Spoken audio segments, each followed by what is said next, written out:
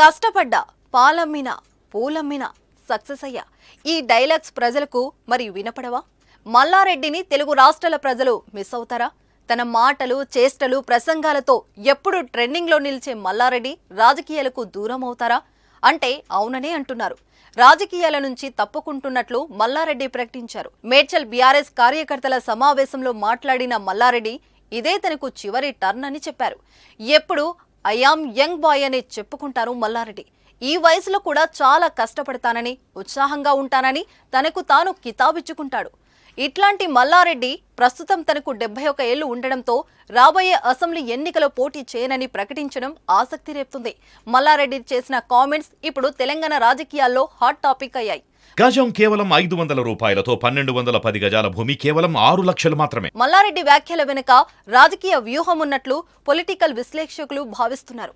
ఎందుకంటే ఇటీవల మల్లారెడ్డి మల్కాజిగిరి పార్లమెంట్ కు పోటీ చేస్తారని వార్తలు వినిపించాయి. పోటీకి నేను సిద్ధమే అన్నట్లు ఆయన సంకేతాలు ఇచ్చారు. తాను పార్లమెంట్ కు వెళ్లి మేడ్చల్ బరిలో తన కుమారుడిని బరిలో దించాలని మల్లారెడ్డి భావిస్తున్నట్లు గుసగుసలు వినిపించాయి. ఈ క్రమంలోనే ఇవే తన చివరి ఎన్నికలు అని పరోక్షంగా పార్టీకి హింట్ ఇస్తున్నారా అనే చర్చ కూడా రాజకీయ వర్గాల్లో జరుగుతుంది. అదేవిధంగా అసెంబ్లీ ఎన్నికలో రాష్ట్ర వ్యాప్తంగా బీఆర్ఎస్ కు ఎదురుగాలి వీచిన మేడ్చల్లో మాత్రం మల్లారెడ్డి గెలిచి మల్కాజిగిరిలో తన అల్లుడిని సైతం గెలిపించుకోగలిగారు. తర్వాత ఆయన కాంగ్రెస్ లోకి వస్తారని జోరుగా ప్రచారం సాగుతుంది.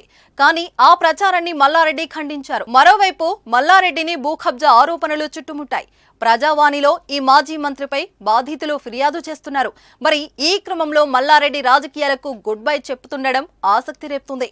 ఇక 2014లో తెలుగుదేశం పార్టీ ద్వారా పొలిటికల్ ఎంట్రీ ఇచ్చిన మల్లారెడ్డి ఆ ఎన్నికలో మల్కాజిగిరి పార్లమెంట్ స్థానం నుంచి పోటీ చేసి గెలుపొందారు. తర్వాత బీఆర్ఎస్ లో చేరారు. 2018 అసెంబ్లీ ఎన్నికలో మేడ్చల్ నుంచి ఎమ్మెల్యేగా పోటీ చేసి విజయం సాధించారు. కేసీఆర్ కేబినెట్ లో కార్మిక శాఖ మంత్రిగా బాధ్యతలు నిర్వహించారు. తెలుగు రాష్ట్రాల్లో మల్లారెడ్డి అంటే ఓ బ్రాండ్. ఆయన ఏం చేసినా చర్చనీయాంశమే. తనదైన శైలిలో డైలాగులు కొడుతూ ఫేమస్ అయ్యారు. అట్లాంటి మల్లారెడ్డి నిజంగా రాజకీయాలకు దూరం అవుతారా లేదా అన్నది తెలియాలంటే వచ్చే ఎన్నికల వరకు ఆగాల్సిందే.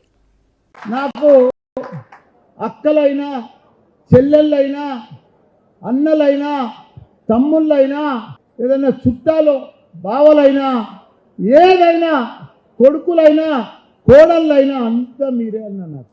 ఎందుకంటే నాకు కూడా 71 సంవత్సరం అయింది. నేను ఇక్కడ మళ్ళీ రాజకీయంగా ఇప్పుడు నిలబడయ్యా. ఇది లాస్ట్ 5 ఏళ్ళు నాకు. మీకు మంచిగా సేవ చేస్తా. అన్ని రకాల కూడా ఇప్పటికే చేసిన